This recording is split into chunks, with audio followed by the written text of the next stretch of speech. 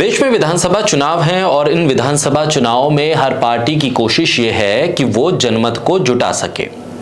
वो प्रचार के जरिए भी है, भाषणों के जरिए भी है, अपने एजेंडे को सामने रखकर लोगों को लुभाने के जरिए भी है।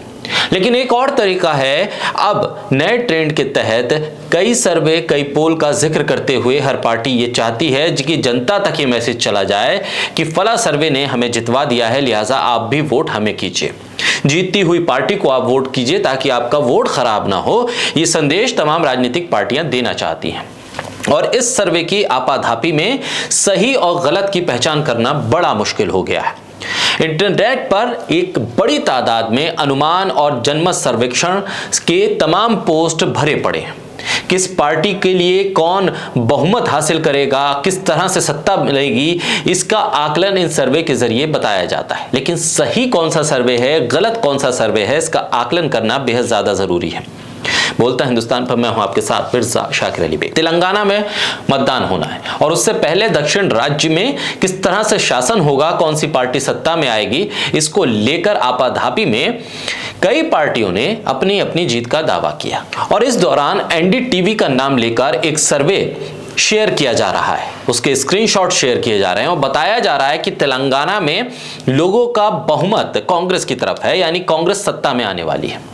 राज्य में दो प्रमुख पार्टियां हैं, बीआरएस और कांग्रेस पार्टी। साथ ही भारतीय जनता पार्टी भी वहां चुनाव लड़ रही है, एमआईएम का जिक्र भी है वहां पर। लेकिन इस वक्त तेलंगाना की सियासत में बीआरएस सत्ता में है और कांग्रेस अपना दावा पेश कर रही है और इस दावे को मजबूत और पुख्ता करने के लिए कांग्रेस के नेताओं की तरफ से कई स्क्रीनशॉट शेयर किए गए एक जनमत सर्वेक्षण के। इसके जरिए यह बताया गया कि हम जीत रहे हैं और सत्ता में आ रहे हैं। एनडीटीवी का नाम लेके एनडीटीवी के ओपिनियन पोल के तौर पर एक स्क्रीनशॉट को प्रचारित किया गया, फैलाया गया।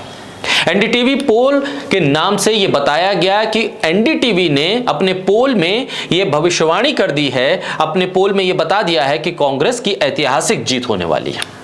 तेलंगाना की सरगर्मियों के बीच में एनडीटीवी के नाम से ओपिनियन पोल का स्क्रीनशॉट जब सोशल मीडिया पे सामने आया तो लोगों में एक राय बनने लगी।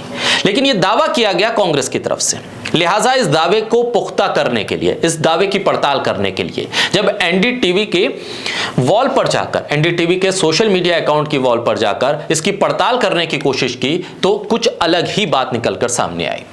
जो पोल दिखाया गया एनडीटीवी के नाम से, उसमें कांग्रेस को 68 से 76 सीटें, बीजेपी को 3 से 5, बीआरएस के खाते में 30 से 35, एमआईएम को 5 से 7 और निर्दलियों को 2 से 4 सीटें का अनुमान जताया गया और सरकार के लिए आवश्यक 60 सीटों से ज्यादा कांग्रेस को मिलते हुए इसमें दिखाई दी है।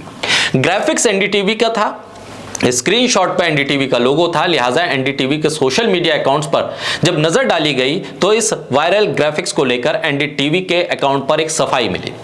इस पर दावा किया गया और वायरल जो स्क्रीनशॉट है उसका खंडन किया गया। एनडीटीवी ने लिखा #fake news alert, NDTV has not carried any poll of polls for Telangana 2023, please don't spread fake news.